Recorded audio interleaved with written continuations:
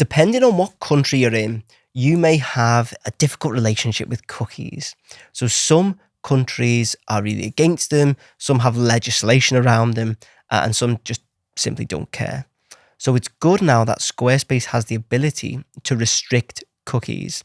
This helps with countries with tighter compliance, and it allows you to be compliant in your own country.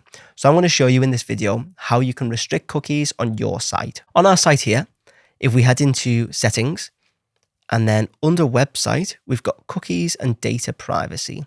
So we're going to click onto that now.